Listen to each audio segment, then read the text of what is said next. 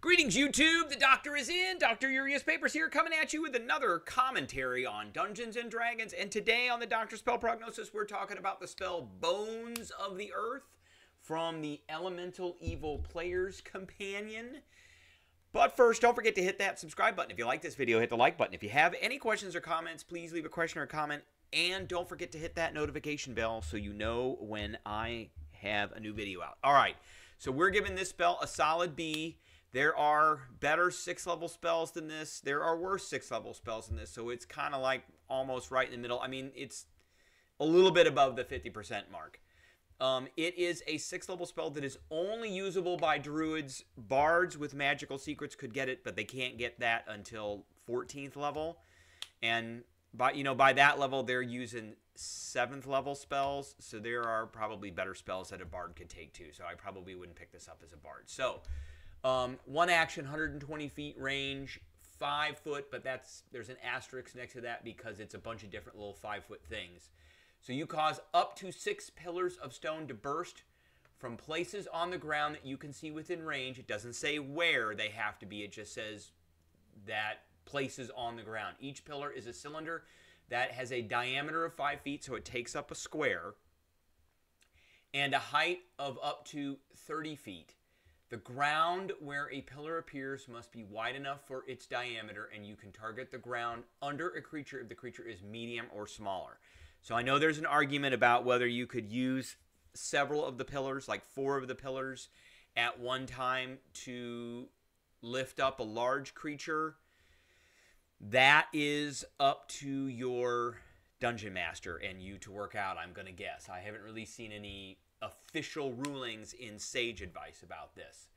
So each pillar has an armor class of 5 and 30 hit points. Not a whole lot. For something that's 30 feet high and 5 feet in diameter, it's made out of either sandstone or some kind of rock or earth or something like that. So it doesn't really say what it's made out of, but that's not very sturdy. I mean, somebody could really take that out pretty easily. So when reduced to 0 hit points, it crumbles. When creatures in an area of difficult terrain within 10 feet radius last until the rubble is cleared. So it makes some difficult terrain. Each 5-foot diameter portion of the area requires at least 1 minute to clear by hand. Okay. So if it's created under a creature, they got to make save throw dex. That's out of the physical saves, that's the best one to target for players. Or they're lifted up by the pillar. A creature can choose to fail the save. So the reason they put this in here is if you need to use this spell to get your allies up to a certain point.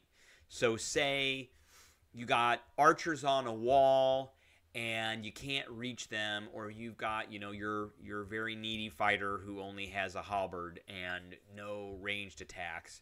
Well, you can use the pillars to lift them up to the top, and then you can assault that castle and you can start taking out those archers on the wall. Okay, so that's why that's in there. If a pillar is prevented from reaching its full height because of a ceiling or obstacle, a creature on the pillar takes 66 bludgeoning damage and is restrained, pinched between the pillar and the obstacle. And then the restrained creature can use its strength or dex check, good targets for Hex, by the way, against the spell's DC. On a success, the creature is no longer restrained and must either move off the pillar or fall off of it, so they don't really have a choice. And then you can upcast this, and every time you upcast it, you can create 2 additional pillars. So, because you can create these pillars next to each other, you could technically, with 6 squares, pin something in a corner or around a obstacle.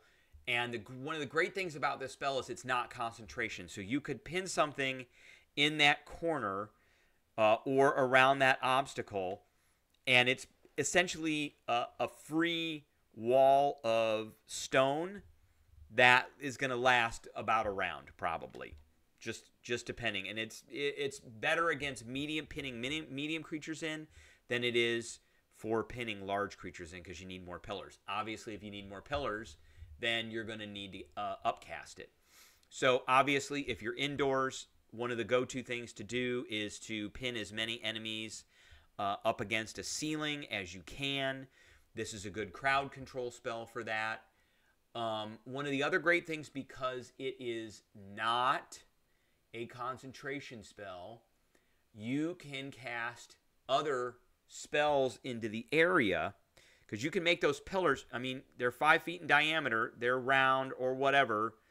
You could create enough of a space where you can see that doesn't give a creature total cover, that you could pin them in and cast things like Insect Plague inside, or a Wall of Fire. Now, a Wall of Fire could do damage to this thing, but again, this thing says damage to each creature, and this says damage to each creature. So, that's up to your DM on how to interpret that for this spell. Obviously, things like web would work really well. Things like cloud kill would work really well. Work with your other players on this particular strategy about what you want to do and how you want to use this spell. Obviously, if you've got them pinned to the ceiling, you could drop all that stuff on them too and make that restrained condition that they're pinned in even worse than it already is.